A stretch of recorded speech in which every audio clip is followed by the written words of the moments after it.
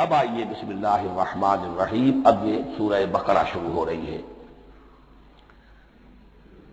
سورۃ البقرہ جو 286 آیات پر مشتمل ہے، تقریباً 2.5 پاروں پر پھیلی ہوئی ہے.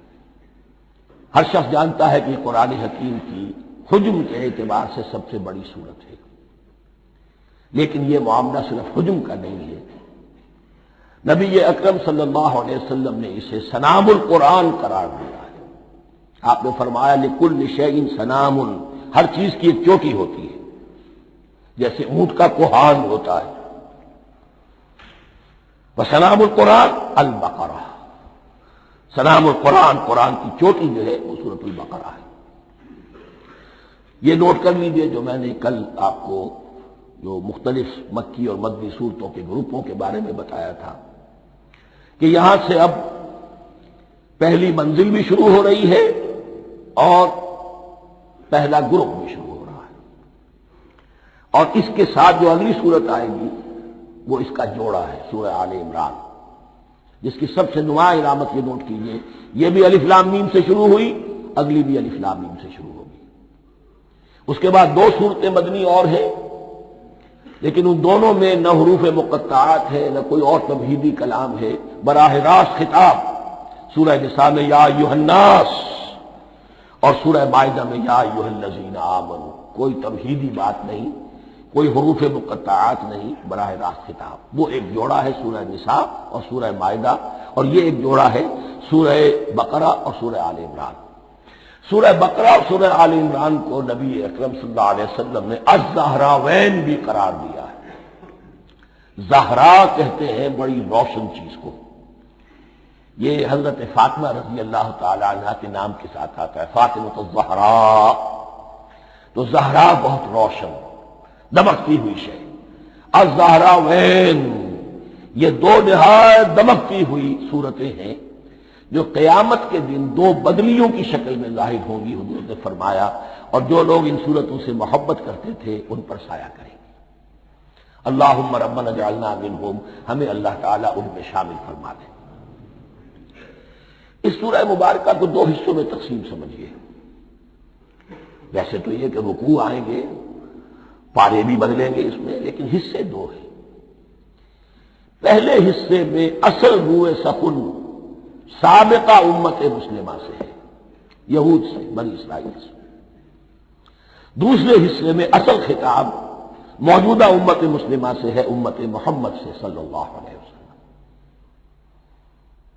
پہلے حصے میں 18 رکوع ہیں لیکن آیات 152 ہیں.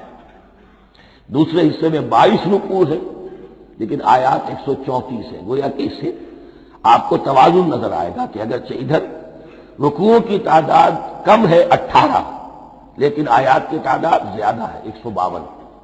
دوسرے حصے میں رکوعوں کی تعداد زیادہ ہے 22، لیکن آیات کی تعداد 134. اسی لیے اس کا ایک نام میں نے تجویز کیا ہے، وہ اس لیے تاکہ کچھ حقائق آپ کے ذہنوں میں ان ناموں کے حوالے سے بھی انشاءاللہ محفوظ ہو جائیں گے. سورۃ الامتین، 2 امتوں کی سورت، اس لیے کہ تقریباً نصف اس کی ساری بحث جو ہے، مرکزی بحث، وہ سابقہ امت مسلمہ بنی اسرائیل، اور دوسرا نصف اس میں سارا خطاب وہ ہے موجودہ امت مسلمہ یعنی امت محمد صلی اللہ علیہ وسلم. اس کا جو پہلے 18 رکوع ہے یا پہلا حصہ ہے، اس کے اندر ڈویژن فردر ہوگی ورٹیکل، عمودی. پہلے 4 رکوع، پھر 10 رکوع، پھر 4 رکوع. لیکن جو 22 رکوع ہیں دوسرے حصے کے، دوسرے نصف کے، اس میں ڈویژن جو ہے جو ہاریزونٹل ہے، وہ افقی تقسیم ہے، عمودی نہیں، افقی. وہ میں بعد میں بیان کروں گا جب ہم وہاں پہنچ جائیں گے. ان کو پہلے سمجھ لیجئے کہ اس پہلے حصے کی جو تقسیم میں نے کی ہے، پہلے 4 رکوع، پھر 10 رکوع اور پھر 4 رکوع. پہلے 4 رکوع یوں سمجھیے کہ پورے قرآن مجید کے لیے اس کی حکمت اور فلسفے کا جو حصہ مکی قرآن میں بیان ہو چکا تھا اس کا خلاصہ ہے. جب یہ صورت نازل ہو رہی ہے تو یہ تو مدینہ میں حضور تشریف لا چکے ہیں، 12-13 سال جو ہے گزر چکے ہیں. اور ان 12-13 سالوں کے دوران 2/3 قرآن نازل ہو چکا ہے۔ اس میں جو بھی حکمت، فلسفہ اور بنیادی دعوت، یہ جو چیزیں مکی قرآن میں بیان ہوئی، ان کا خلاصہ نچوڑ نکال کر یہاں 4 رکوعوں میں رکھ دیا گیا۔ اگرچہ ان میں بھی جب گہرائی میں آپ دیکھیں گے تو روح سخن جو ہے وہ بنی اسرائیل کی طرف ہے، وہ میں بعد میں عرض کروں گا، لیکن اضافی طور پر یہ سمجھ لیجئے کہ پورے مکی قرآن کے حکمت اور پیغام کا خلاصہ ان 4 رکوعوں میں۔ پھر 10 رکوع ہیں جن میں براہ راست خطاب ہے سابقہ امت مسلمہ، یا بنی اسرائیل۔ اس کے بھی 2 حصے ہیں۔ پہلے ایک رکوع میں دعوت ہے، بڑا انداز اس کا بڑا پیارا ہے، اس میں دعوت ہے، ایمان لاؤ محمد پر صلی اللہ علیہ وسلم۔ اور اس کے بعد 9 رکوع ہیں ملامت کے، ملامت، تنقید، تم نے یہ کیا اور یہ کیا اور یہ کیا، ہم نے یہ احسان کیے، یہ احسان کیے، یہ احسان کیے، تم نے یہ ناشکری کی، یہ ناشکری کی، یہ ناشکری کی۔ اور اس سب کا نتیجہ آخری 4 رکوعوں میں ہے کہ اب تمہیں اس منصب سے معزول کیا جا رہا ہے جس پر تم 2000 برس تک فائز رہے، اور تمہیں ہٹا کر اب ایک نئی امت محمد کی شکل میں جو وجود میں آ چکی ہے صلی اللہ علیہ وسلم، اسے اس پر فائز کیا جا رہا ہے۔ اور اس کی علامت کے طور پر اسے میں کہا کرتا ہوں کورونیشن، تاج پوشی۔ ایک امت معذور، دوسری امت اس کا نصب ہو رہا ہے، اس کی تاج پوشی کے لیے سمبل، علامت کیا ہے؟ قبلہ تحویل، وہ قبلہ یروشلم سابقہ امت کا قبلہ اب ادھر رخ نہیں ہوگا، اب اہل توحید کا قبلہ یہ مکے کی طرف ہوگا، بیت اللہ کی طرف ہوگا۔ تو تحویل قبلہ کا مضمون ہے جو ان 4 رکوعوں میں آتا ہے۔ تو یہ میں نے تھوڑی سی تمہید جو ہے آپ کے سامنے رکھ دی ہے۔ اب بسم اللہ کیجئے۔ بسم اللہ الرحمن الرحیم، الف لام میم۔ الف لام میم یہ حروف مقطعات ہیں، یہ علیحدہ علیحدہ پڑھے جاتے ہیں، علم نہیں پڑھ سکتے اس کو۔ الف لام میم، ہا میم، ہا علیحدہ، میم علیحدہ، اگرچہ لکھے ہوئے ہوتے ہیں جڑے ہوئے، کاف ہا یا عین صاد لکھے ہوئے جڑے ہوئے، پڑھے جائیں گے علیحدہ علیحدہ، قطع علیحدہ کرنا۔ تو حروف مقطعات، ان کے بارے میں ایک بات تو جو ہے اجماعی ہے، سب کے نزدیک مسلم ہے، ان کا کوئی حتمی مفہوم اور ان کے حتمی معنی کسی کو معلوم نہیں سوائے اللہ اور اس کے رسول کے۔ اس معنی میں یوں بھی کہا گیا یہ کوڈ ورڈز ہیں، جیسے کہ کوئی میسیجز جو ہیں ادھر ادھر بھیجے جاتے ہیں، سیکرٹ میسیجز، تو کچھ کوڈ ورڈز ہوتے ہیں جس سے سمجھ میں آتا ہے کہ یہ بات واقعتاً صحیح سورس سے آ رہی ہے، واللہ عالم۔ لیکن اس کا کوئی مفہوم اور اس کے معنی جو ہے وہ اتفاق اس پر ہے، اگرچہ بعض حضرات نے کچھ اپنی سی کوشش کی ہے، کچھ مفہوم جو ہے بنانے کی، وہ اپنی جگہ پر ہے، لیکن یہ کہ کسی حضرت عبداللہ ابن عباس رضی اللہ تعالی عنہما نے بعض ایسی کوششیں کی ہیں، لیکن ان کی رائے کو بھی ان کی ذاتی رائے سمجھا گیا ہے، امت نے اسے قبول نہیں کیا۔ اجماع اور کنسنسس اسی پر ہے کہ اس کے معنی اور مفہوم کسی کو معلوم نہیں سوائے اللہ اور اس کے رسول کے۔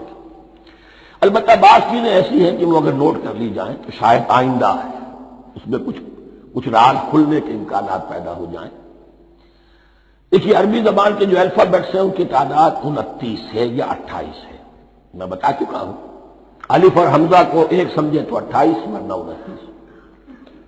پہلی بات یہ نوٹ کیجئے، قرآن حکیم کی 114 سورتوں میں سے 29 سورتوں میں ان کے شروع میں یہ حروف مقطعات آئے۔ دوسری بات یہ کہ اس میں 28 کا نصف کیجئے تو 14 استعمال ہوئے، 14 نہیں استعمال ہوئے، بالکل آدھی تعداد استعمال ہوئی ہے۔ تیسرے یہ کہ جو شروع اور آخر اور درمیان 3 حصوں میں تقسیم کر دیجئے آپ، 9 9 9 پلواری 27، ایک طرف 10 رہ جائیں گے۔ پہلے حصے میں سے بہت کم حروف لیے گئے، بہت کم۔ آخری حصے کے تقریباً تمام حروف ہیں، تقریباً۔ درمیانی حصہ وہ ہے کہ جس میں آپ نے دیکھا ہے کہ عربی میں جوڑوں کی شکل میں ہے، صاد ضاد، فرق کیا ہے نقطے کا، سین شین فرق کیا ہے نقطوں کا، را زا فرق کیا ہے نقطے کا۔ تو جو بھی نقطے والا لفظ ہے وہ نہیں لیا گیا، اور جو بغیر نقطے کے غیر منقوط ہے وہ لیا گیا۔ پھر اس میں 3 صورتیں ہیں جن میں ایک ایک حرف آیا ہے، سورہ قاف، سورہ نون، سورہ صاد۔ پھر صورتیں ہیں جن میں 2 آئی ہیں، جن میں 3 آئے ہیں، پھر 4 آئے ہیں۔ 2 ہی صورتیں ہیں جن میں 4 ہیں، اور 2 ہی صورتیں جن میں 5 ہیں۔ تو یہ ہے صرف یوں سمجھئے کہ اعداد و شمار۔ اس کے حوالے سے کچھ آدمی غور کرے تو شاید کوئی بات نکلے۔ باقی وہ مثال میں آپ کو بتا دیتا ہوں کہ حضرت عبداللہ ابن عباس نے ایک رائے ظاہر کی کہ الف لام میم در حقیقت ایک جملے کا خلاصہ ہے۔ انا اللہ اعلم، پہلا لفظ انا، اس کا الف لے لیا، درمیانی لفظ اللہ، اس کا درمیانی لام لے لیا، تیسرا لفظ اعلم، یہ آخری لفظ ہے، آخری حرف میم لے لیا۔ انا اللہ اعلم، میں اللہ جانتا ہوں، واللہ اعلم، واقعتاً اللہ ہی جانتا ہے۔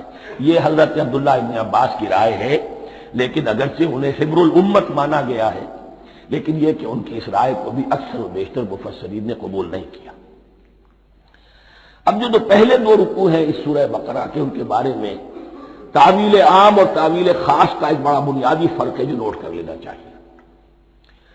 جس وقت یہ صورت نازل ہو رہی ہے، میں عرض کر چکا ہوں کہ 12 سال ہو چکے تھے حضور کو اپنا فریضہ نبوت و رسالت ادا کرتے ہوئے۔ ایک جماعت اچھی بھلی تیار ہو چکی تھی جنہوں نے حضور کی دعوت پر لبیک کہا، ایمان لائے اور آپ کی تعلیمات پر عمل کیا۔ وہ ایک گروہ موجود تھا، یہ ابو بکر ہے، یہ عمر ہے، یہ عثمان ہے، یہ طلحہ ہے، یہ زبیر ہے، یہ عبد الرحمن ابن عوف ہے، یہ مصعب بن عمیر ہے، دیکھ لو۔ اور ایک گروہ وہ تھا کہ جو حق کو جان کر پہچان کر محض اپنی ضد اور ہٹ درمی کی باعث وہ کفر پر آ گیا تھا۔ اور اب ایک تیسرا گروہ پیدا ہو رہا تھا مدینے میں آ کر، وہ ابھی ایمبریونک سٹیج میں ہے کہ جو داعی ہے، مدعی ہے کہ ہم مانتے ہیں لیکن حقیقت میں نہیں مانتے۔ یہ 3 قسم کے گروہ دنیا میں ہمیشہ پائے جائیں گے، ہمیشہ۔ اب اسے میں اس کو لا رہا ہوں تعویل عام کی طرف۔ جب بھی کبھی کوئی دعوت اٹھے گی انقلابی، ایک ہوتا ہے وعظ و نصیحت، ٹھیک ہے، جس نے بھی فائدہ اٹھایا اٹھا لیا۔ ایک ہوتی ہے دعوت انقلابی، وہ انقلابی دعوت کا ہدف ہوتا ہے نظام کو بدلنا۔ نظام بدلتا ہے تو ظاہر بات ہے کہ جو لوگ اس نظام میں جن کے ویسٹڈ انٹرسٹ ہیں اور جن کو پریولیجز حاصل ہیں، جن کے مفادات ہیں، وہ تو لازماً اپنے نظام کا تحفظ کریں گے۔ ٹکراؤ ہوگا، تصادم ہوگا، تصادم میں جانی نقصان بھی ہوگا، مالی نقصان بھی ہوگا۔ یہ گویا کہ کسی انقلابی دعوت کے لوازم ہیں۔ اگر یہ شے نہ ہو تو ان دعوت انقلابی ہے ہی نہیں۔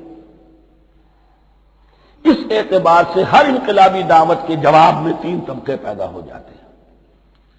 ایک وہ کہ جو اس دعوت کو قبول کرتے ہیں دیانت کے ساتھ، خلوص کے ساتھ، اخلاص کے ساتھ، اور پھر پوری جواں مردی کا ثبوت دیتے ہیں، ہر کے بعد آباد، اب جو آئے سو آئے، جان دینی پڑے حاضر ہیں، مال دینا پڑے حاضر ہیں، کوئی تکلیف آئے، کوئی مشقت آئے، کوئی مصیبت آئے، کوئی قربانی کرے، حاضر۔ جب پکارا گیا واپس نہیں پھیرا کوئی فرمان جنوں کا، اور تنہا نہیں لوٹی کبھی آواز جرس کی۔ خیریت جاں راحت تن صحت داما، سب بھول گئی مصلحت اہل ہوس کی۔ ایک وہ لوگ ہوتے ہیں کہ جو اڑ جاتے ہیں ضد پر، ہٹ درمی پر، ماننے کے باوجود، جاننے کے باوجود یہ بات تو ٹھیک ہے جو کہہ رہے ہیں، کیسے مان لیں؟ ہماری سیادت، ہماری چودراہٹ، ہمارے مفادات، ہمارے یہ ساری چیزیں ان سب کے اوپر زد پڑ رہی ہے۔ یہ لوگ اڑ جاتے ہیں، اور پھر کوئی دعوت، کوئی نصیحت، کوئی مزید افہام و تفہیم ان کے حق میں مفید نہیں ہوتی۔ اس لیے کہ صحیح بات ہے جو کہتے ہیں کہ سوتے کو تو جگایا جا سکتا ہے، جاگتے ہو کیسے جگائیں؟ کوئی سویا ہوا ہے تو آپ کو جگا دیں گے، جو جاگا ہوا ہے لیکن وہ بنا ہوا ہے، وہ اٹھنے کو تیار ہی نہیں ہے، تو آپ کیسے اٹھا دیں گے؟ تو جو لوگ جان بوجھ کر حق کو پہچان کر رد کر دیتے ہیں، پھر ان کے حق میں کوئی دعوت، کوئی نصیحت، کوئی تبلیغ، کوئی انذار، کوئی تبشیر مفید نہیں ہوتی۔ تیسرا درجہ ایسے لوگوں کا ہوتا ہے جو یا تو شروع میں آتے ہی شرارت کے ارادے سے، کوئی مصلحت ہے جس کی وجہ سے اس دعوت کو قبول کر لیا، کوئی ذاتی منفعت ہے جس کے لیے قبول کر لیا، یا یہ کہ شروع میں تو اخلاص کے ساتھ آتے ہیں لیکن جب قربانی دینے کا وقت آتا ہے تو ان کے اندر سیرت و کردار کی وہ مضبوطی نہیں ہوتی کہ ہر بعد آباد، یہ نہیں ہوتی، وہ پھر ڈگمگاتے رہتے ہیں، کبھی کچھ چلے پھر کہیں چھٹک کر رہ گئے، پھر کہیں کچھ چلے پھر چھٹک کر رہ گئے۔ یہ تیسرا طبقہ ہے کہ جو کہتا ہے، دعوی مدعی ہے کہ ہم نے مانا ہے، قبول کیا ہے، بات ٹھیک ہے، کچھ تھوڑا بہت چلتے بھی، لیکن جہاں مشکل آئی چھٹک کر کھڑے ہو گئے، عہدے منہ گر پڑے۔ یہ تیسرا طبقہ ہے۔ اس کے لیے لفظ ہمارے ہاں منافقین بھی ہے، لیکن اس رکوع میں آ کر ابھی ان 4 رکوعوں میں نہیں بلکہ سورہ بقرہ میں مکمل میں بھی کہیں نفاق کا لفظ نہیں آیا ہے، اس لیے کہ اسے مرض سے تعبیر کیا گیا۔ یہ مرض ہے اور اس مرض کے ذریعے سے لوگوں کے اندر جو ہے وہ ایک نفاق کا بیج پڑ رہا ہے، جو ظاہر ہوگا تو منافقت پوری کی پوری کھل کر سامنے آ جائے گی۔ روگ ہے انسانی شخصیت کا۔ اس حوالے سے وہ تیسری، اور یہ چونکہ اہم ترین حصہ تھا اور یہ مرض اب شروع ہو رہا تھا، مدینے میں، مکے میں نہیں تھا، لہذا زیادہ تفصیل سے اس کے بارے میں گفتگو ہوئی۔ اعوذ باللہ من الشیطان الرجیم، بسم اللہ الرحمن الرحیم۔ الف لام میم ذالک الکتاب لا ریب فیہ صدق اللہ العظیم۔ الف لام میم حروف مقطعات ہیں جن کے بارے میں عرض کر چکا ہوں۔ ذالک الکتاب لا ریب فیہ، یہ وہ کتاب ہے اس میں کوئی شک نہیں۔ الکتاب اس لیے کہا گیا ہے کہ قرآن مجید کی پیشنگوئیاں اور خوشخبریاں سابقہ کتابوں میں موجود تھیں، اور کیونکہ اس سورہ مبارکہ میں اصل خطاب کا رخ جو ہے وہ ہے سابقہ امت مسلمہ کی طرف، تو ذالک کتاب نہیں کہا گیا، ذالک کتاب لا ریب فیہ نہیں، ذالک الکتاب، یہ وہ کتاب ہے، کتاب موعود ہے جس کی پیشنگوئیاں تورات اور انجیل میں موجود تھی۔ لا ریب فیہ، اس میں کوئی شک نہیں۔ حرف اورا ریب، نئے، تبدیل، نئے، یہی الفاظ آئے ہیں سورہ سجدہ کے شروع میں بھی۔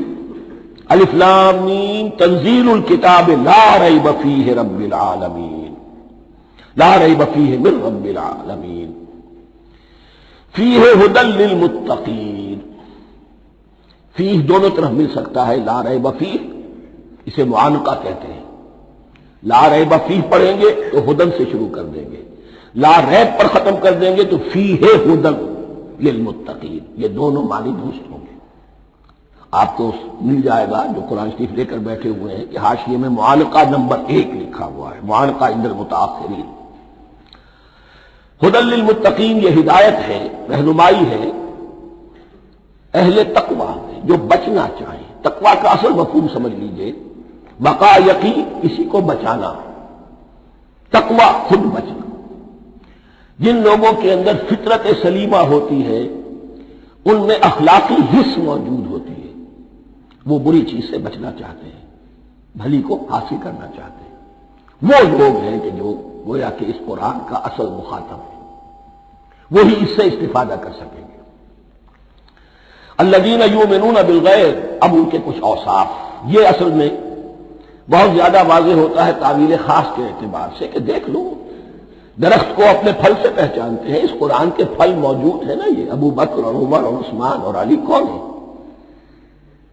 یہ جو مہاجرین آئے ہیں چل کر، مدینے والوں دیکھو یہ کون ہیں، ان کی شخصیتیں کیا ہیں، ان کا کردار کیا ہے، ان کے اوصاف کیا ہے، یہ کس درخت کے پھل ہیں، یہ اس بینہ کے پھل ہیں، یہ اس ذکرہ کے پھل ہیں۔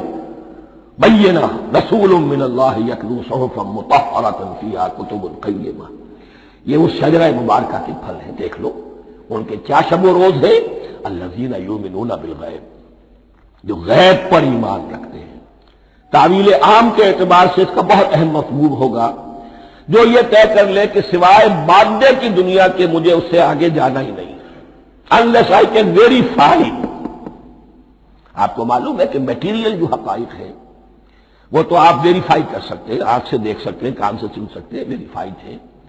جو یہ سمجھ لے گا کہ اس کے بیونڈ کچھ نہیں ہے، اس کے لیے قرآن میں کوئی ہدایت نہیں۔ ہدایت قرآنی کا نقطہ آغاز یہ ہے کہ انسان یہ سمجھ لے کہ جو اصل حقیقت ہے وہ مستور ہے، نگاہوں سے چھپی ہوئی ہے۔ سامنے جو کچھ نظر آ رہا ہے، ایک انگلستان کے بہت بڑے فلسفی کی کتاب کا عنوان ہے appearance and reality, reality and appearance, Bradley کی کتاب۔ اپیئرنس جو کچھ نظر آ رہا ہے یہ حقیقت نہیں، حقیقت اس کے پیچھے ہے۔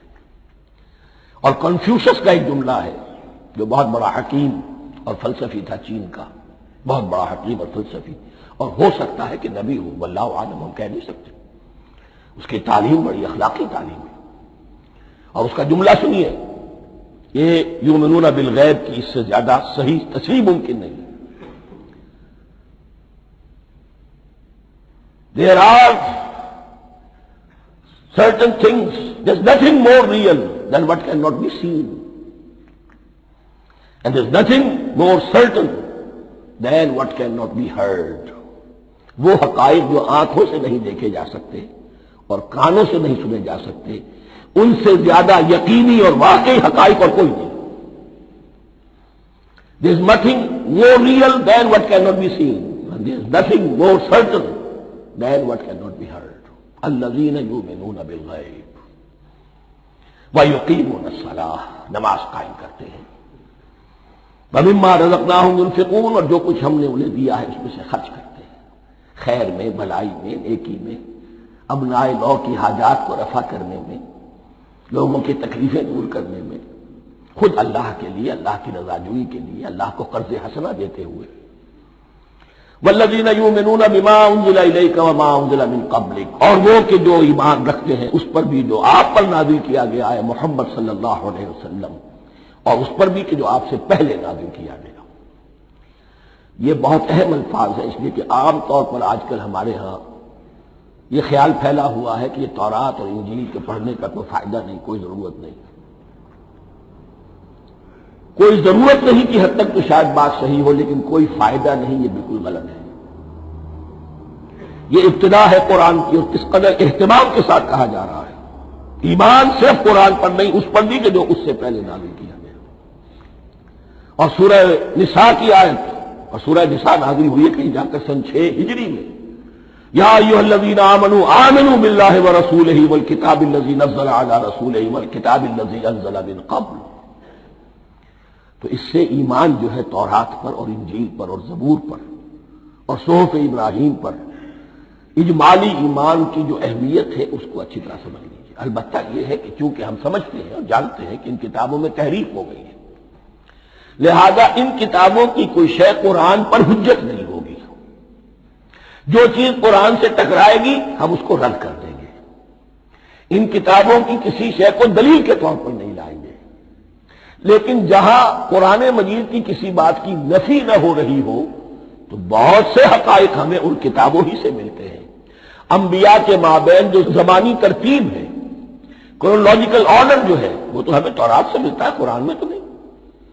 قرآن میں کبھی حضرت نوح کا ذکر بعد میں ہے، حضرت موسیٰ کا پہلے، وہ وہاں تو کسی اور پہلو سے ترتیب آتی ہے، لیکن وہاں ہمیں تاریخ ملتی ہے ابراہیم کی، اسحاق کی، یعقوب کی، انبیاء بنی اسرائیل کی، موسیٰ کی، عیسیٰ کی، یہ ساری چیزیں۔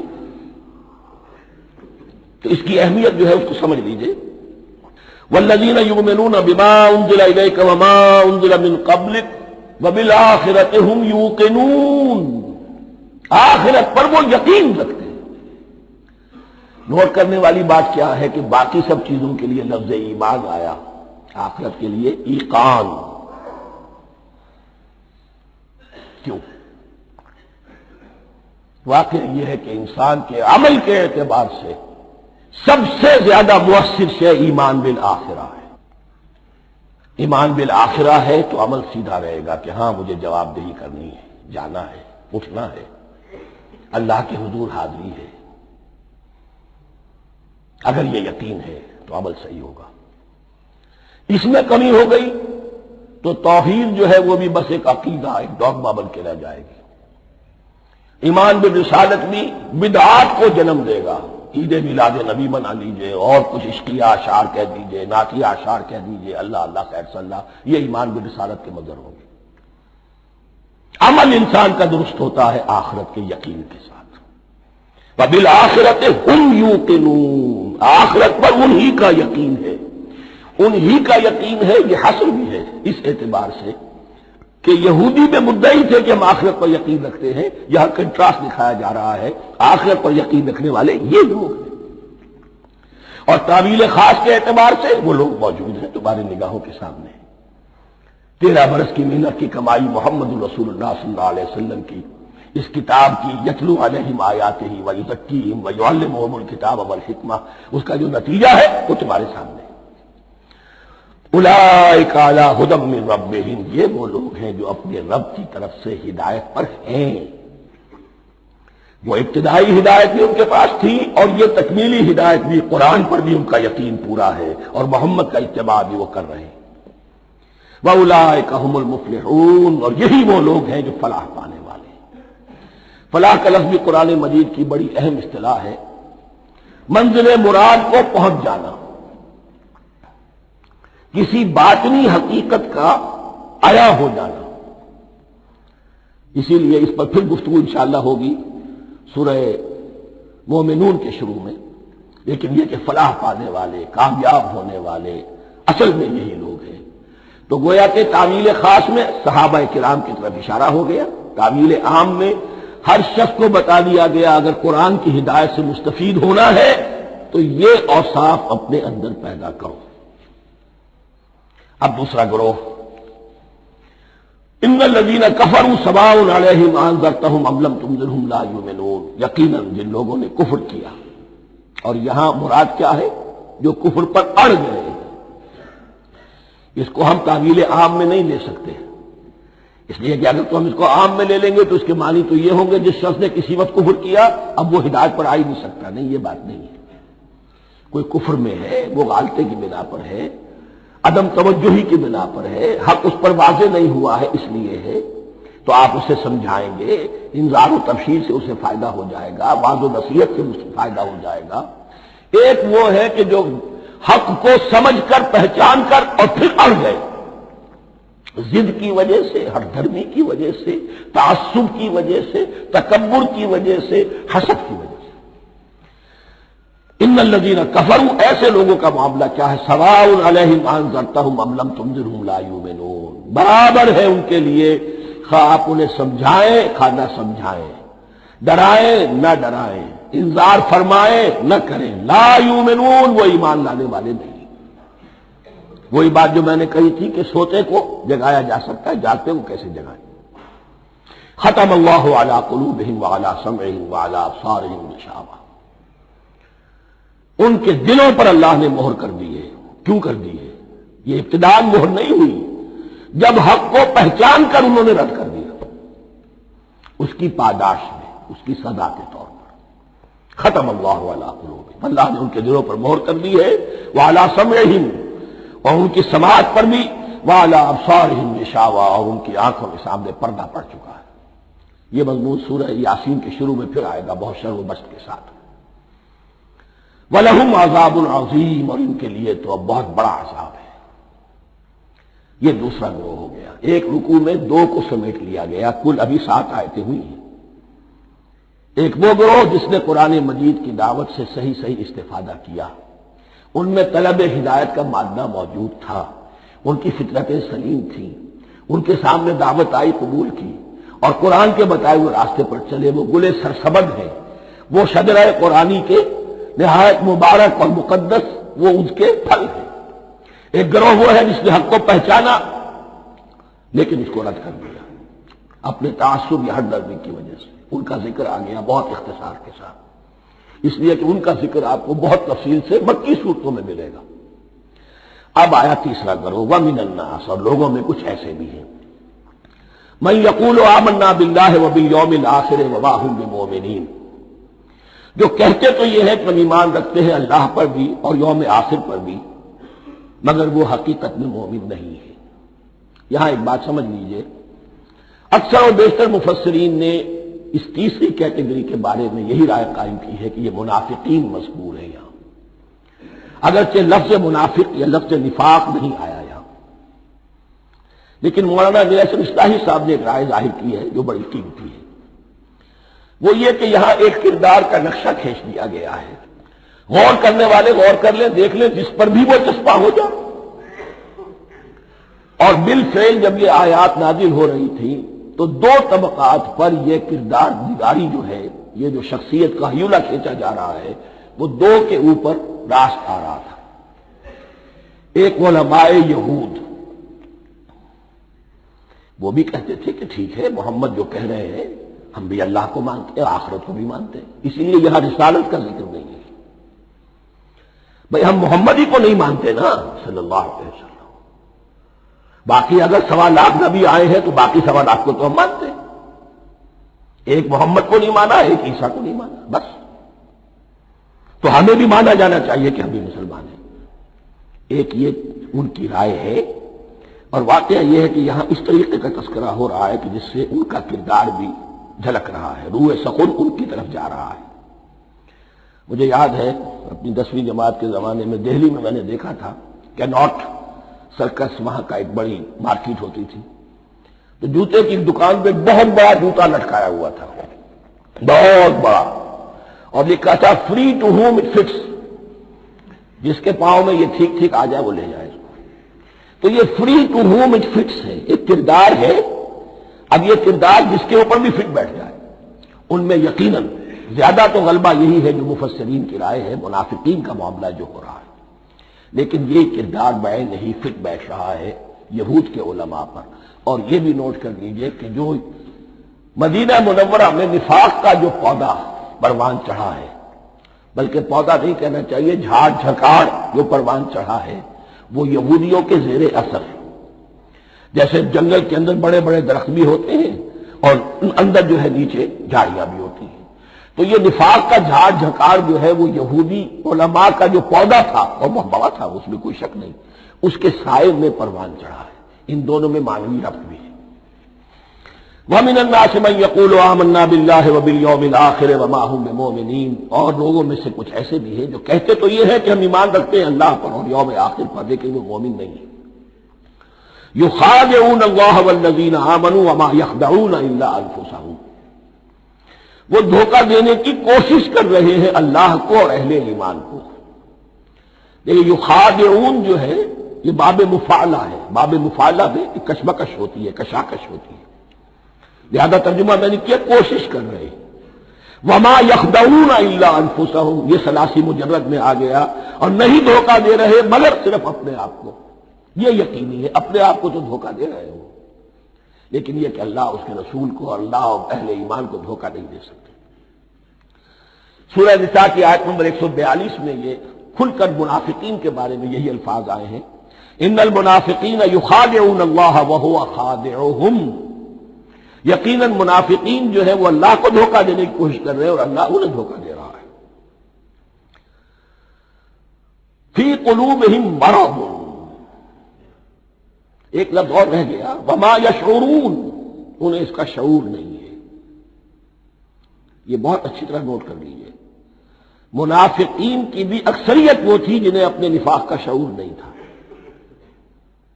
وہ اپنے تئیں سمجھتے تھے اپنے آپ کو مسلمان، وہ کہتے تھے یہ بے وقوف لوگ ہیں، محمد رسول اللہ کے بارے میں کہتے تھے یہ خام خواہ جو ہے انہوں نے لڑائی بھڑائی مول لے لی ہے اہل مکہ کے ساتھ، کیا ضرورت ہے، امن کے ساتھ جو ہے بات کرنی چاہیے۔ وہ سمجھتے تھے کہ ہم خیر خواہ ہیں، ہم بھلی بات کہہ رہے ہیں، یہ بے وقوف لوگ ہیں، دیکھتے نہیں کہ کس سے ٹکرا رہے ہیں، ہاتھ میں اسلحہ نہیں ہے اور لڑائی کے لیے جا رہے ہیں، تو بے وقوف تو یہ ہے۔ لیکن وہ سمجھتے تھے کہ ہم تو بڑے مخلص ہیں، ہم مسلح ہیں، تو ما یشعرون بہت ضروری ہے۔ بعض لوگ منافق ایسے بھی تھے کہ جو اسلام میں داخل ہی ہوتے تھے دھوکہ دینے کی خاطر، اور ان پہ پہلے دن سے واضح ہوتا تھا کہ ہم مسلمان نہیں ہیں، ہم نے اسلام کا لبادہ اوڑھا ہے صرف دھوکے کے لیے۔ اس کا ایک ذکر سورہ آل عمران میں آئے گا، لیکن اکثر و بیشتر منافقین دوسری طرح کے تھے جنہیں اپنے نفاق کا شعور حاصل نہیں تھا۔ فی قلوبہم مرض، ان کے دلوں میں ایک روگ ہے، بیماری ہے۔ یہ روگ اور بیماری کیا ہے؟ ایک لفظ میں اس کو تعبیر کیا جائے، کردار کی کمزوری۔ Weakness of character. ایک شخص وہ ہوتا ہے کہ جو سمجھتا ہے یہ حق ہے، حق سے بعد آباد، اب جو ہو سو ہو. ایک حق کو حق پہچان کر رد کر دیتا ہے، وہ کافر ہو گیا. ایک حق کو حق پہچان کر آیا تو صحیح، لیکن ویکنیس آف کیریکٹر کی وجہ سے قوت ارادی کمزور ہے، آخرت بھی چاہتے ہیں، دنیا کو بھی ہاتھ سے دینے کو تیار نہیں. یہاں کا بھی کوئی نقصان نہ ہو اور آخرت کا بھی سارا بھلا ہمیں مل جائے.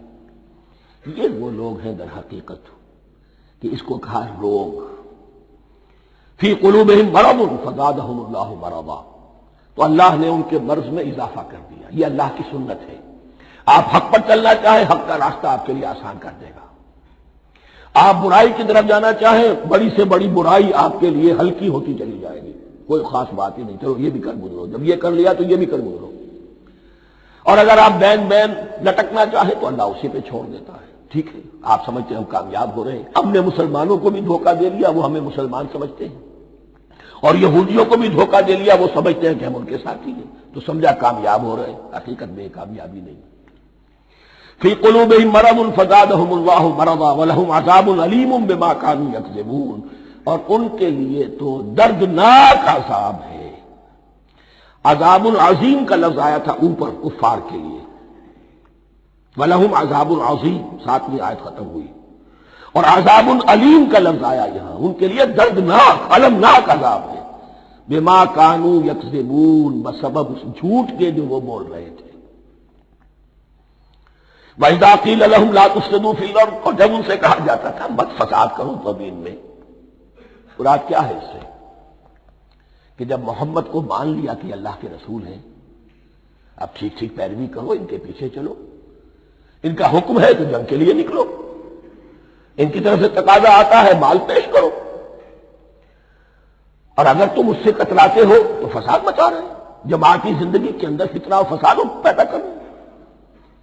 وَإِذَا قِيلَ لَهُمْ لَا تُفْسِدُوا فِي الْأَرْضِ قَالُوا إِنَّمَا نَحْنُ مُصْلِحُونَ، وہ کہتے تھے نہیں ہم تو صلح کرانے والے ہیں، اصلاح کرنے والے ہیں. ہم چاہتے ہیں لڑنا بیڑنا کوئی اچھی بات نہیں ہے، ٹکراؤ تصادم یہ کوئی اچھے کام تھوڑا ہی ہے، بس ٹھنڈے ٹھنڈے دعوت دیتے رہو، جو چاہے قبول کر لے، جو چاہے رد کر دے. خامخواہ یہ ٹکرانا اور یہ جنگ کرنا اور اللہ کے دین کو غالب کرنے کے لیے یہ قربانی دو اور یہ مصیبت جھیلو اور یہ مشقت برداشت کرو اور یہ چیز چھوڑو اور یہ ترک کرو، یہ کانے کے لیے.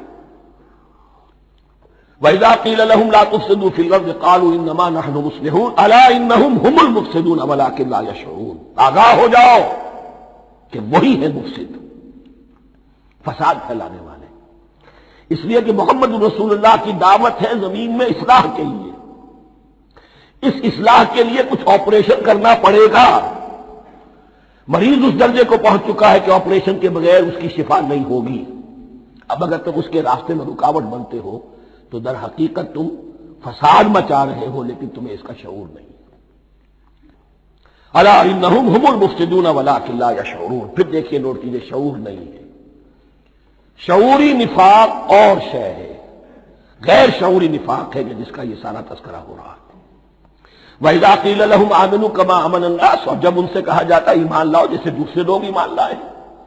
آخر دیکھو دوسرے یہ اہل ایمان ہیں، جب بلاوا آتا ہے فوراً لبیک حاضر ہوتے، جو بھی ہو. یہ تم جو ہے آخر تم نے اور میں اختیار کی. وَإِذَا قِيلَ لَهُمْ آمِنُوا كَمَا آمَنَ النَّاسُ قَالُوا أَنُؤْمِنُ كَمَا آمَنَ السُّفَهَاءُ. وہ کہتے ہیں کہ کیا ہم ایمان لائے جیسے یہ بے وقوف لوگ ایمان لائے. انہیں تو اپنے نفع کی فکر، نہ نقصان کی فکر، نہ خطرات کا کوئی خیال، نہ اندیشوں کا کوئی گمان. جان جائے مال جائے، اولاد کو چھوڑ دیں، گھر بار چھوڑ کے آ گئے ہیں، ان سے بڑے بے وقوف کون ہوں گے؟ بال بچے چھوڑ آئے ہیں کفار مکہ کے رحم و کرم پر، سرداران قریش جو چاہے ان کے ساتھ کریں. تو یہ تو بے وقوف لوگ ہیں. آج کل آپ کہتے ہیں ایسے لوگوں کو فینیٹکس ہیں. یہ فینیٹکس ہے. دیکھ بھال کر چلنا چاہیے، دائیں بائیں دیکھ کر چلنا چاہیے، نفع نقصان کا خیال کر کے چلنا چاہیے. چاہے حق ہے ٹھیک ہے، لیکن بہرحال اپنی مصلحتوں کو بھی اور اپنے اہل و عیال کی مصلحتوں کو بھی دیکھنا چاہیے۔ یہ لوگ تو معلوم ہوتا ہے کہ بالکل دیوانے ہو گئے، فینیٹکس ہو گئے۔ وَإِذَا قِيلَ لَهُمْ آمِنُوا كَمَا آمَنَ النَّاسُ قَالُوا أَنُؤْمِنُ كَمَا آمَنَ السُّفَهَاءُ أَلَا إِنَّهُمْ هُمُ السُّفَهَاءُ وَلَٰكِن لَّا يَعْلَمُونَ، آگاہ ہو جاؤ کہ وہی بے وقوف ہیں لیکن انہیں علم نہیں ہے۔ وہ صادق الایمان جو ایمان کی ہر تقاضے کو پورا کرنے کے لیے ہر وقت حاضر ہیں، ان سے بڑا عقل مند کوئی نہیں، ان سے بڑا سمجھدار کوئی نہیں۔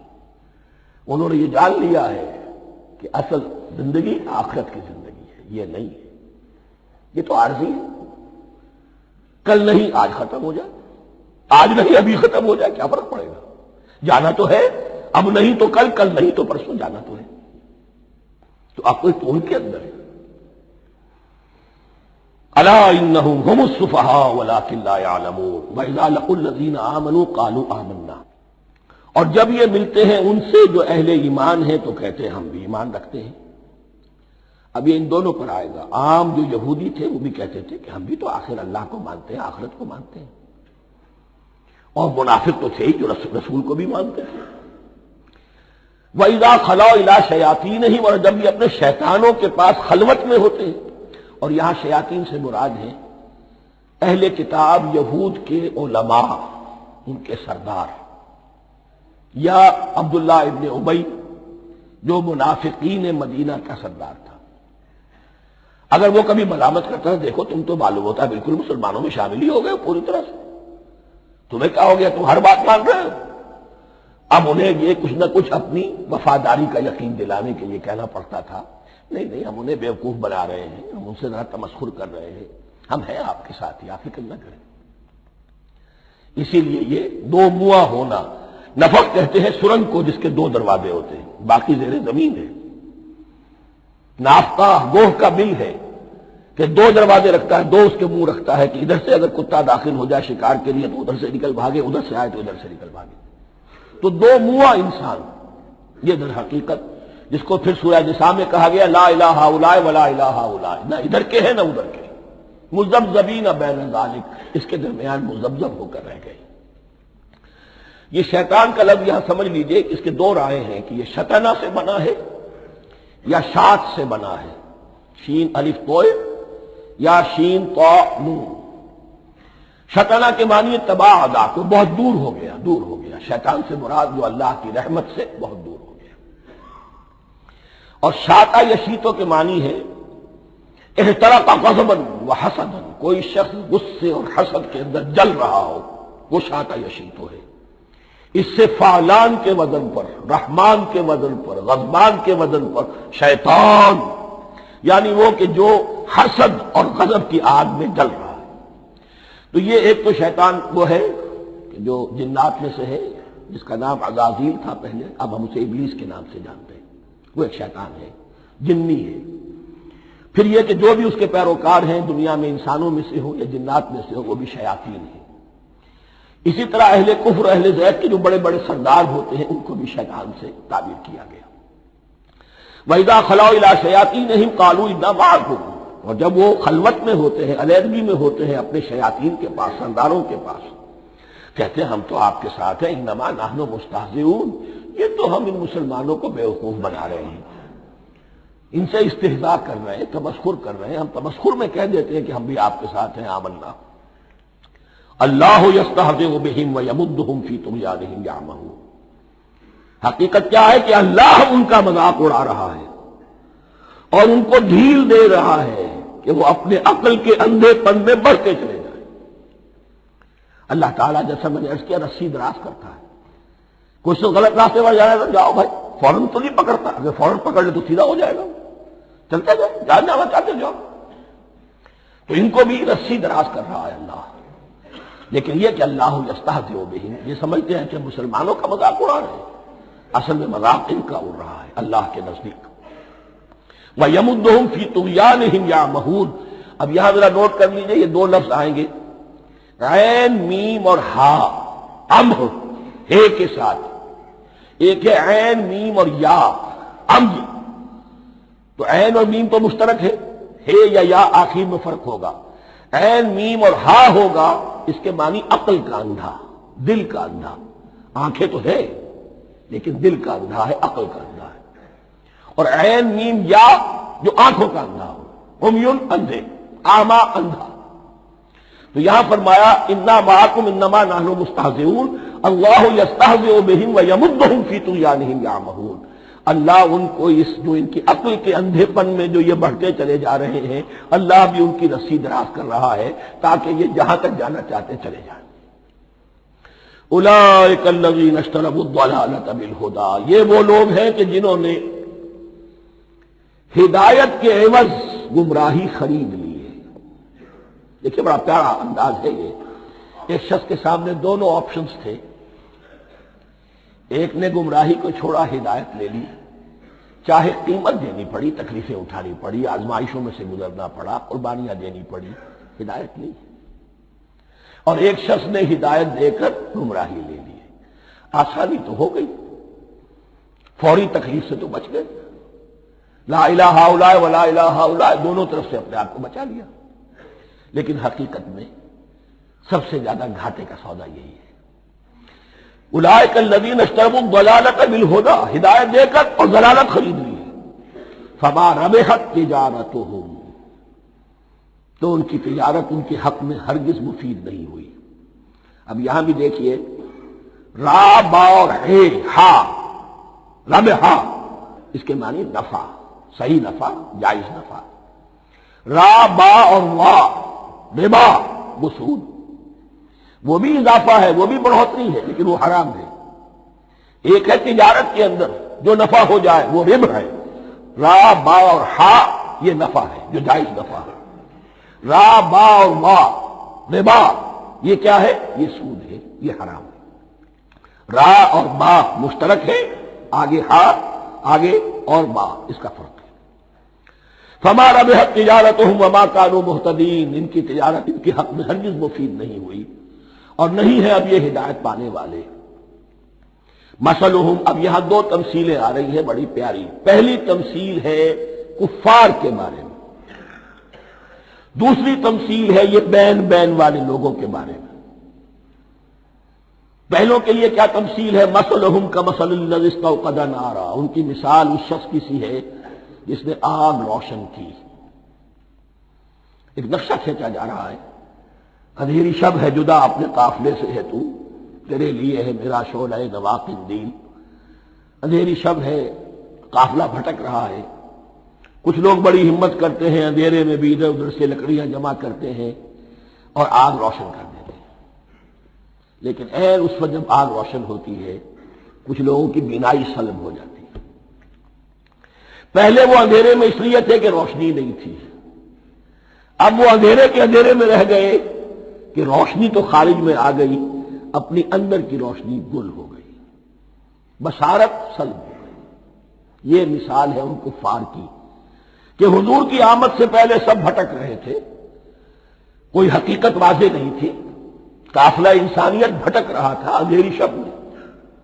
محمد رسول اللہ آئے، انہوں نے آگ روشن کر دی، اب راستہ کھل گیا، ہدایت واضح ہو گئی۔ لیکن کچھ ضد یا تعصب یا تکبر یا حسد کی بنیاد پر کچھ لوگوں کی اندر کی بینائی زائل ہو گئی، تو وہ تو ویسے کے ویسے بھٹک رہے ہیں جیسے پہلے اندھیرے میں تھے، ویسے ہی اب اندھیرے میں ہے۔ روشنی میں آنے والے تو وہ ہے، دیکھ لو جن کا ذکر سب سے پہلے ہوا ہے۔ مثلہم کمثل الذی استوقد نارا، اس شخص کی سی ہے کہ جس نے آگ روشن کی۔ فلما اضاءت ما حولہ، جب اس آگ نے اپنے ماحول کو گردا گرد کو روشن کر دیا، ذهب اللہ بنورہم، اللہ ان کی نور بصارت کو لے گیا، سلب کر لیا اللہ نے۔ وترکہم فی ظلمات لا یبصرون، اور چھوڑ دیا انہیں ان اندھیروں کے اندر کہ وہ کچھ نہیں دیکھتے۔ صم بکم عمی فہم لا یرجعون، اسم کہتے ہیں بہرے کو، سم جمع ہے اس کی، سمن۔ اب کمو کہتے ہیں گونگے کو، بکمن اس کی جمع ہے۔ آما کہتے ہیں اندھے کو، عمیٌ اس کی جمع ہے۔ یہ بہرے ہیں، گونگے ہیں، اندھے ہیں، فہم لا یرجعون، اب یہ لوٹنے والے نہیں۔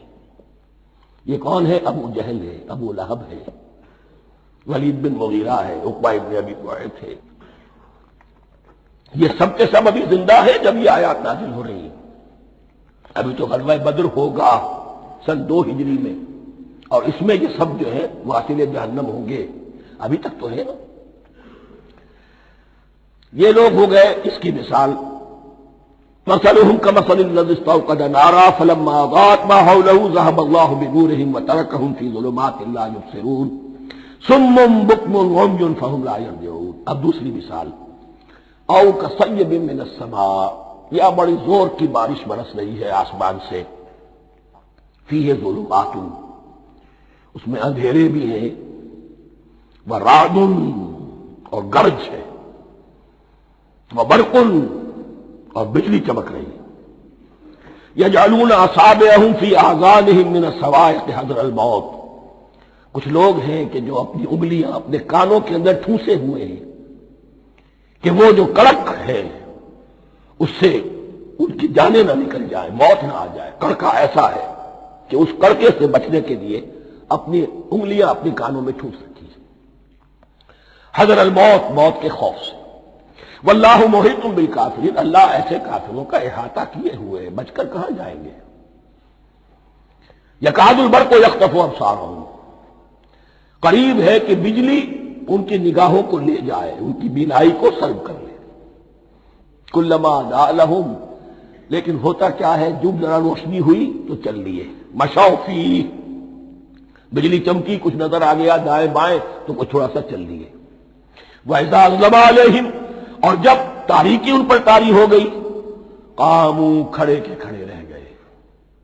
یہ نقشہ ہے ان کا کہ ایک طرف بارش ہو رہی ہے، قرآن مجید ہے، آسمان سے نازل ہو رہا ہے، یہ ماہ مبارکہ ہے، یہ کتاب مبارک ہے، لیکن یہ کہ اس کے ساتھ کڑکے ہیں، گرج ہے، کفر سے مقابلہ ہے، کفر کی طرف سے دھمکیاں ہیں، اندیشے ہیں، خطرات ہیں، امتحانات ہیں، آزمائشیں ہیں۔ ذرا کہیں حالات کچھ بہتر ہوئے، کچھ جسے بریدنگ سپیس کہتے ہیں ملی، تو تھوڑا سا چلیے، ہم بھی مسلمان ہیں، کوئی خاص موقع نہیں ہے، کسی جنگ کے لیے بلایا نہیں جا رہا ہے، تو بڑھ چڑھ کے باتیں کر رہے ہیں، اپنے ایمان کا اظہار بھی کر رہے ہیں۔ جیسے ہی کوئی آزمائش آئی، چھٹک کر کھڑے کے کھڑے رہ گئے۔ وَلَوْ شَاءَ اللَّهُ لَذَهَبَ بِسَمْعِهِمْ وَأَبْصَارِهِمْ، اللہ چاہتا تو ان کی سماعت اور بصارت کو بھی سلب کر لیتا، لیکن اللہ کا قانون یہی ہے، جو جہاں رہنا چاہے اس نے آزادی ارادہ دی ہے انسان کو۔ تم اگر مومن صادق بن کر رہنا چاہتے ہو، اس کو آسان کر دے گا تمہارے لیے۔ تم نے اپنے تعصب کی وجہ سے، اپنے تکبر کی وجہ سے کفر کا راستہ اختیار کیا، اللہ اسی کو کھول دے گا۔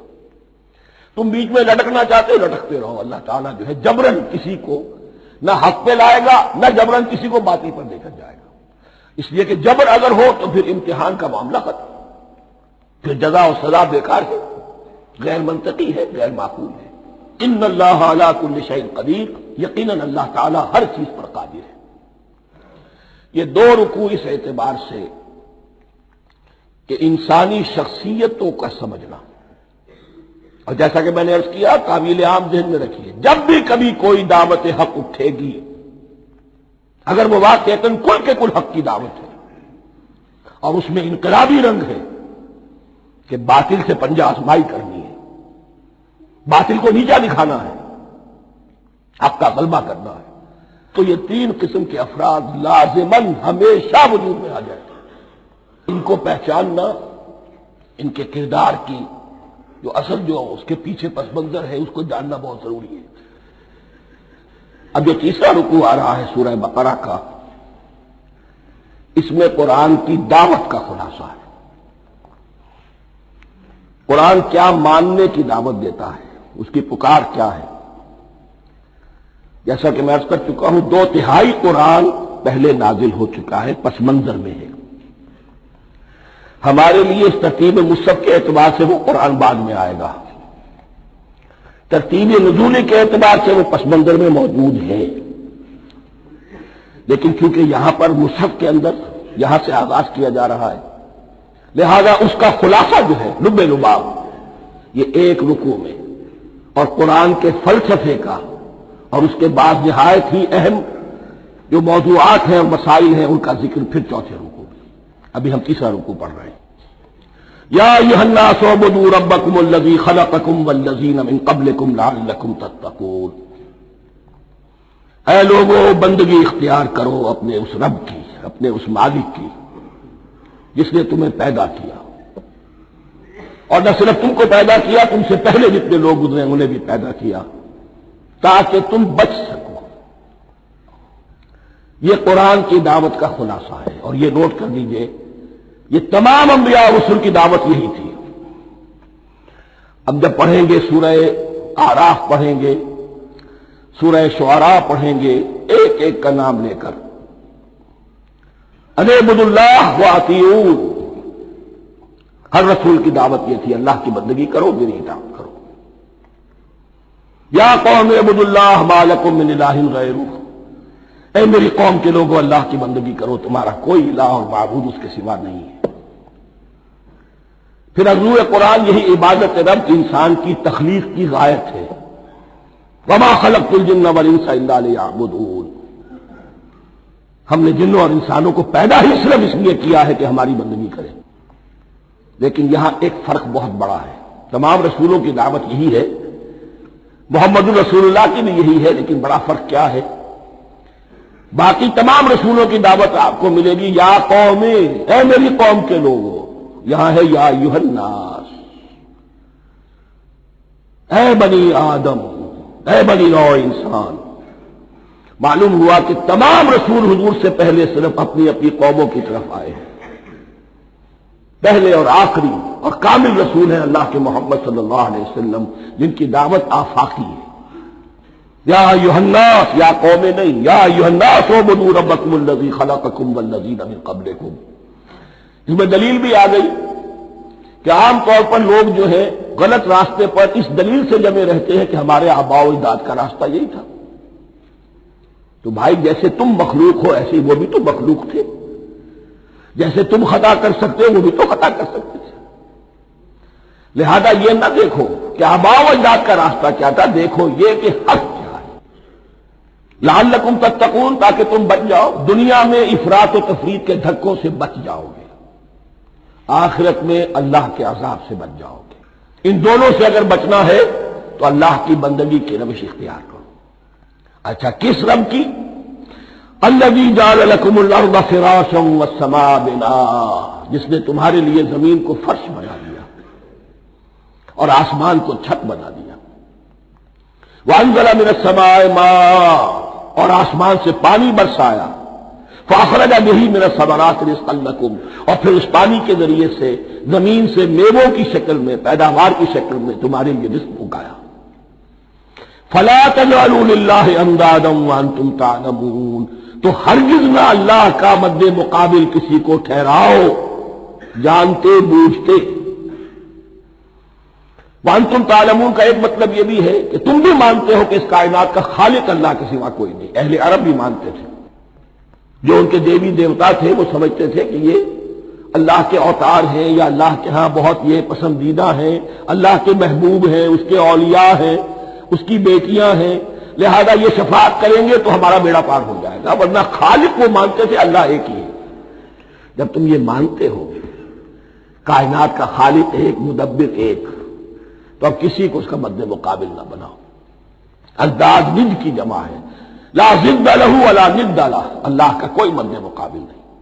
اس میں یہاں تک بات ہے کہ حضور اس درجے، اس توحید کی باریکیوں تک پہنچا کر گئے ہیں اس امت کو کہ کسی صحابی نے ایسے ہی کہہ دیا ما شاء اللہ وما شئت، جو اللہ چاہے اور جو آپ چاہیں۔ حضور نے فوراً ٹوک دیا اجعلتنی للہ ندا، کیا تو نے مجھے اللہ کا مد مقابل بنا دیا ہے؟ اس کائنات میں مشیت صرف ایک کی چلتی ہے، کسی اور کی مشیت اس کی مشیت کے تابع پوری ہو جائے ہو جائے، لیکن مشیت مطلقہ صرف اس کی ہے۔ یہاں تک کہ حضور سے فرمایا گیا کہ اے نبی آپ کے لیے یہ ممکن نہیں ہے جسے چاہے ہدایت دے دیں، انک لا تہدی من احببت ولکن اللہ یہدی من یشاء۔ اگر یہ اختیار میں ہوتا تو ابو طالب دنیا سے بغیر ایمان لائے نہ جاتے۔ فلا تجعلوا للہ اندادا وانتم تعلمون۔ اب ان دو آیتوں میں تو یوں سمجھیے توحید نظری بھی اور توحید عملی بھی۔ توحید عملی کیا ہے؟ بندگی صرف اسی کی ہو۔ اب آیا ہے رسالت کا معاملہ، وَإِن كُنتُمْ فِي رَيْبٍ مِّمَّا نَزَّلْنَا عَلَىٰ عَبْدِنَا، اگر تمہیں رسالت محمدی پر شک ہے صلی اللہ علیہ وسلم، اس کے کیا معنی ہے؟ کہ تمہیں اس قرآن کے بارے میں شک ہے جو ہم نے اپنے بندے پر نازل کیا ہے۔ اگر ہے شک فی الواقع، وَإِن كُنتُمْ فِي رَيْبٍ، اگر تمہیں واقعتاً شک ہے مما نزلنا علی عبدنا، اس پر جو ہم نے اپنے بندے پر نازل فرمایا ہے، فاتوا بسورۃ من مثلہ، تو لے آؤ اس جیسی ایک ہی صورت۔ یہ ہم کل پوری تفصیل سے دیکھ چکے ہیں کہ برسبیل تنزل یہاں پہنچے ہیں۔ پہلے دو آیتیں میں نے آپ کو سنائی تھی، اس میں پورے قرآن کی مثال لانے کا چیلنج کیا گیا۔ پھر ایک آیت سنائی جس میں 10 صورتیں ہی لے آؤ۔ اب آخری درجے میں ایک صورت ہی بنا تھا، اور ایک صورت تو سورۃ العصر کے مساوی بھی ہو سکتی تھی، سورۃ الکوثر کے مساوی بھی ہو سکتی تھی۔ وَادْعُوا شُهَدَاءَكُم مِّن دُونِ اللَّهِ إِن كُنتُمْ صَادِقِينَ، اور بلا لو اپنے سارے مددگاروں کو اللہ کے سوا، جن ہو انس ہو، اس لیے کہ قریش کا خیال یہ تھا کہ جو شعراء ہوتے ہیں ان کے پاس جن ہوتے ہیں، وہ جن انہیں سکھاتے ہیں، ورنہ عام آدمی تو یہ شعر نہیں کہہ سکتا۔ تو تمہارا اگر کوئی نعمان ہے، کوئی جنات سکھانے والے ہیں، کوئی انسان ہے، خطیب ہے، شعراء ہے، ادیب، سب کو جمع کر۔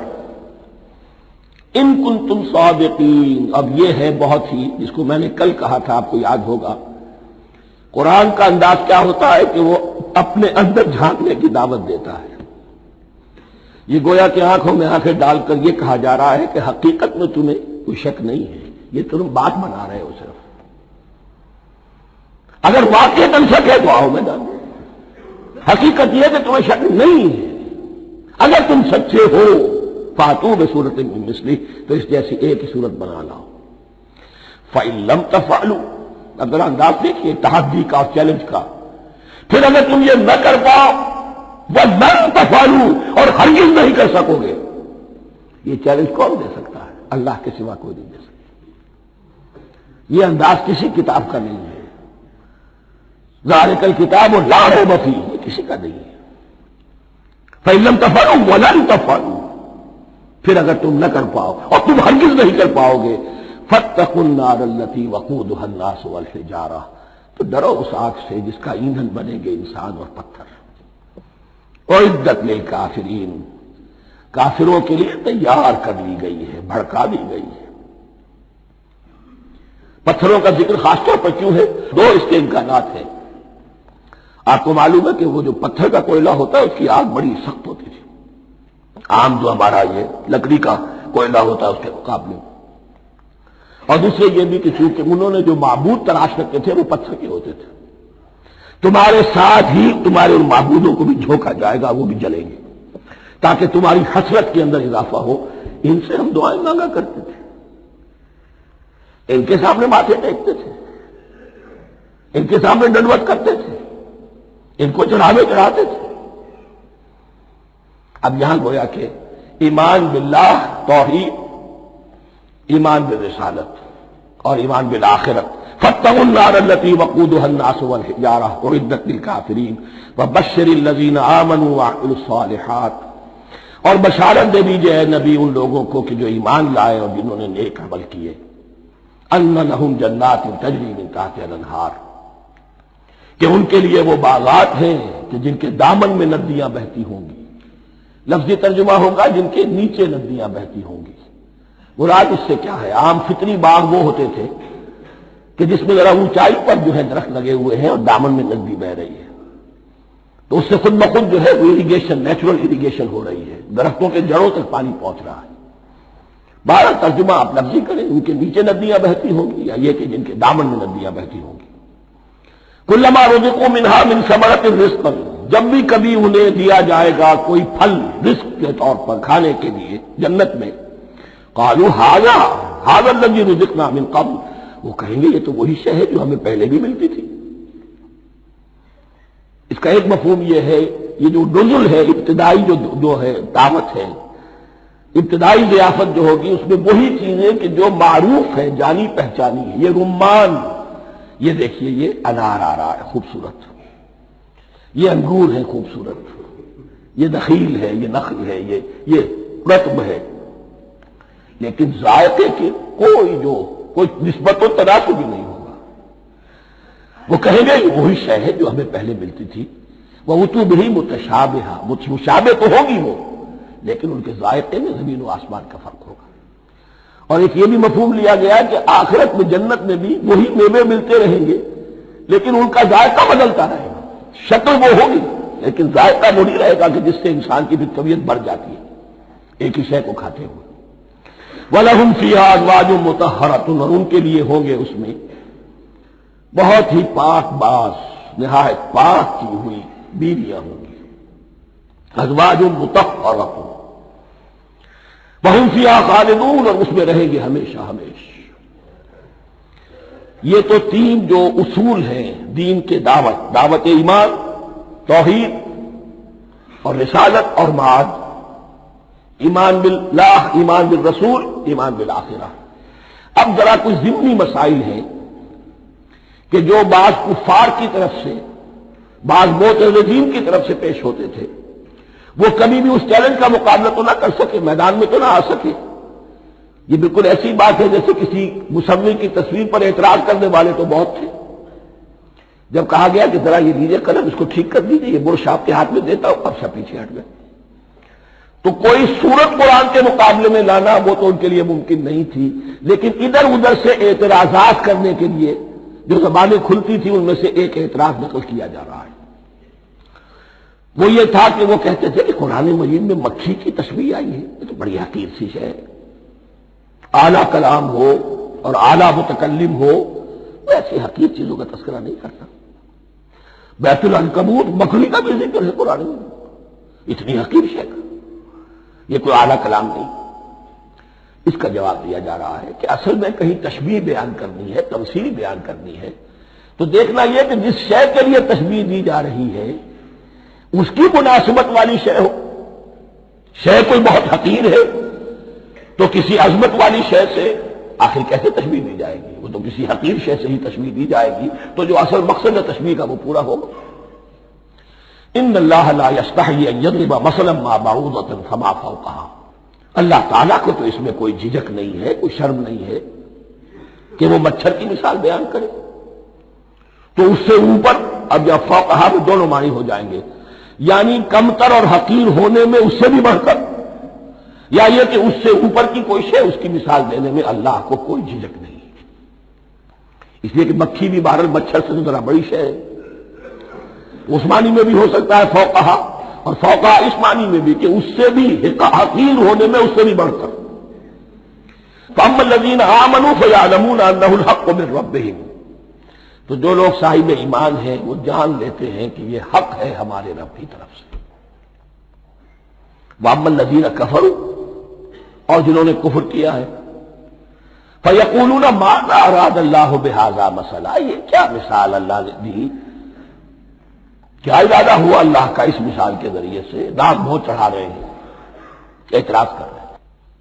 اب جو آ رہا ہے اگلا جملہ وہ ہے بہت اہم، یضل بہ کثیرا ویہدی بہ کثیرا، اسی کے ذریعے سے اللہ بہتوں کو ہدایت دیتا ہے اور اسی کے ذریعے سے بہتوں کو گمراہ کرتا ہے۔ معلوم ہوا کہ ہدایت اور گمراہی اور ہدایت اور ضلالت انسان کی سبجیکٹو کنڈیشن کے اوپر دار و مدار ہے اس کا۔ آپ کے دل میں خیر ہے، بھلائی ہے، نیت صحیح ہے، طلب ہدایت، طلب علم، اس میں آپ سچے ہیں، آپ کو ہدایت مل جائے گی۔ دل میں زیغ ہے، کجی ہے، نیت میں ٹیڑھ ہے، فساد ہے، تو اسی کے ذریعے سے اللہ آپ کی گمراہی میں اضافہ کر دے گا۔ یضل بہ کثیرا ویہدی بہ کثیرا، لیکن اللہ کا یہ کسی کو ہدایت دینا اور کسی کو ضلالت دینا الٹپ نہیں ہے، کسی قاعدے اور قانون کے بغیر نہیں ہے۔ وما یضل بہ الا الفاسقین، نہیں گمراہ کرتا وہ اس کے ذریعے سے مگر صرف سرکش لوگوں کو، جن میں سرکشی ہے، تعلی ہے، تکبر ہے، اور ان کے اوصاف کیا ہے؟ الذین ینقضون عہد اللہ من بعد میثاقہ، جو توڑ دیتے ہیں اللہ کے ساتھ کیے ہوئے عہد کو، اور سب سے بڑا عہد یہ سورہ اعراف میں چل کر آئے گا، عہد الست۔ عالم ارواح میں ہم عہد الست کر کے آئے، الست بربکم قالوا بلا، کیا میں ہی نہیں ہوں تمہارا رب؟ تمام ارواح نے، میں بھی تھا، آپ بھی تھے، سب تھے، کل انسان، جتنے انسان دنیا میں آج تک آ چکے ہیں وہ بھی تھے، اور جو آنے ہیں ابھی قیامت تک وہ بھی تھے، لیکن تھے صرف ارواح کی شکل میں، جسم نہیں تھے۔ اور یہ میں آپ کو بتا چکا ہوں، مکمل وجود ہے انسان کا روحانی وجود۔ اولاً تخلیق اس کی ہوئی تھی، اسی سے آگے چل کر ایک بہت فلسفے کا بہت گہرا مضمون آ رہا ہے آگے چل کر۔ وہ جو عہد الست الست بربکم قالوا بلا، انہوں نے اس عہد کو توڑا، اللہ کو اپنا مالک اور خالق اور اپنا حاکم جاننے کی بجائے خود حاکم بن کر بیٹھ گئے۔ الیس لی ملک مصر، کیا مصر کی بادشاہی میری نہیں ہے؟ I am the sovereign, we are sovereign, popular sovereignty, بغاوت، سرکشی، فاسق۔ وما يضل به الا الفاسقين الذين ينقضون عهد الله من بعد ميثاقه ويقطعون ما امر الله به ان يوصل، اور کاٹتے ہیں وہ چیز جسے اللہ نے جوڑنے کا حکم دیا ہے، اللہ نے صلہ رحمی کا حکم دیا ہے، یہ قطع رحمی کرتے ہیں مال کی طلب میں، بھائی بھائی کو ختم کرتا ہے اس کے مال کو ہتھیانے کے لیے، اپنی ذاتی اغراض کے لیے تمام اخلاقی حدود جو ہے انسان پس و پیش ڈال دیتا ہے، اپنا تکبر، اپنے لیے تعلی۔ الذین، آپ دیکھیے نوٹ کیجئے، اس میں ہماری شریعت کا فلسفہ یہ ہے، ایک تعلق ہے اللہ کا بندے کے ساتھ، حقوق اللہ، ایک ہے بندوں کا بندوں کے ساتھ، حقوق العباد۔ اللہ کا حق کیا ہے؟ اسے حاکم اور مالک، اور حاکم سمجھو، الملک سمجھو، خود اس کے بندے بنو۔ انسانوں کا حق کیا ہے؟ کونوا عباد اللہ اخوانا، سب آپس میں بھائی بھائی اللہ کے بندے بن جاؤ۔ اور اس میں سب سے اہم ترین رحمی رشتہ ہے، سگے بھائی، سگے بھائی بہنیں، پھر دادی، دادی کے اوپر جا کر وہ کزنز آ جائیں گے، پر دادی پر جا کر اور جمع ہو جائیں گے، یہاں تک کہ آدم و حوا پر تمام انسان جمع ہو جائیں گے۔ تو رحمی رشتے کی بڑی اہمیت ہے۔ تو وہ فاسقین کے جو توڑتے ہیں اللہ کے عہد کو، اس کو مضبوطی سے باندھنے کے بعد، وَيَقْطَعُونَ مَا أَمَرَ اللَّهُ بِهِ أَن يُوصَلَ وَيُفْسِدُونَ فِي الْأَرْضِ، انہی دونوں چیزوں کے نتیجے میں زمین میں فساد پیدا ہوتا ہے، یا اللہ کی اطاعت سے باغی ہو گئے اور یا آپس میں ایک دوسرے کی گردنیں کاٹنے لگے۔ اولئک ھم الخاسرون، یہی لوگ ہیں جو بالآخر خسارے میں، آخری اور دائمی خسارے میں رہنے والے ہیں۔ کیف تکفرون باللہ وکنتم امواتا، تم کیسے کفر کرتے ہو اللہ کا؟ بڑا پیارا انداز ہے، وکنتم امواتا، تم مردہ تھے، فاحیاکم، تمہیں زندہ کیا، ثم یمیتکم، پھر تمہیں مارے گا، ثم یحییکم، پھر جلائے گا، ثم الیہ ترجعون، پھر تم اس کی طرف لوٹ جاؤ گے، لوٹا دیے جاؤ گے۔ یہاں وہ بات آ گئی جو آج نگاہوں سے بالکل اوجھل ہو چکی ہے۔ یہ ہم دنیا میں آنے سے پہلے مردہ تھے، کیا مانی؟ یہ مضمون آ کر اصل میں سورہ غافر یا سورہ مومن میں چل کر اس کی پوری وضاحت ہوگی، لیکن چونکہ یہاں تذکرہ ہو چکا ہے عہد الست کا، ہماری پہلی تخلیق ہوئی عالم ارواح میں، ارواح کی صورت میں، پھر ہمیں سلا دیا گیا، وہ ہماری پہلی موت تھی۔ مردہ جو ہے معدوم نہیں ہوتا، مردہ ہوتا ہے، بے جان ہوتا ہے، سویا ہوا ہوتا ہے، اور موت کو اور نیند کو تشبیہ دی گئی ہے۔ پھر ہمیں اس جسد کے ساتھ یہاں زندہ کیا گیا، پھر موت طاری ہوگی، پھر ہمیں زندہ کیا جائے گا۔ یہ آیت جیسا کہ میں نے عرض کیا بہت بڑی اور بڑی گہری حکمت اور فلسفہ قرآن کی آیت ہے۔ کیسے اللہ کا انکار کرتے؟ کون تم اموات، تم مردہ تھے، سوئی ہوئی ارواح کی شکل میں تھے، فاحیاکم، تمہیں جگایا اس جسد کے ساتھ، زندہ کیا، ثم یمیتکم ثم یحییکم، پھر تمہیں مارے گا، پھر جلائے گا، ثم الیہ ترجعون، پھر تم اس کی طرف لوٹا دیے جاؤ گے۔ اور اب اس کے بعد جو آخری آیت ہے هو الذی خلق لکم ما فی الارض جميعا، اس نے تمہارے لیے بنایا ہے جو کچھ بھی زمین میں ہے۔ اس میں خلافت کا مضمون آ گیا۔ حدیث میں آتا ہے انما الدنیا خلقت لکم وانتم خلقتم للآخرہ، یہ دنیا تمہارے لیے بنائی گئی ہے، تم آخرت کے لیے بنائے گئے ہو۔ هو الذی خلق لکم ما فی الارض جميعا، اس لیے کہ اگلی آیت پھر آ رہی ہے خلافت کی آیت۔ سارا کچھ زمین میں یہ بستر جو بچھایا اور یہ کائنات کو زمین کو سجایا تمہاری خلافت کے لیے۔ ثم استوى الى السماء فسواهن سبع سماوات، پھر وہ متوجہ ہوا آسمانوں کی طرف اور انہیں 7 آسمانوں کی شکل میں بنا دیا۔ جیسا کہ میں کل عرض کر چکا ہوں، یہ تاحال ابھی یہ آیات متشابہات میں سے ہے۔ 7 آسمانوں کی کیا حقیقت ہے ہم اس سے ابھی پورے طور سے واقف نہیں۔ وَهُوَ بِكُلِّ شَيْءٍ عَلِيمٌ، اور اسے ہر شے کا علم حقیقی حاصل ہے۔ بارک اللہ لی ولکم فی القرآن العظیم ونفعنی وإیاکم بالآیات والذکر الحکیم۔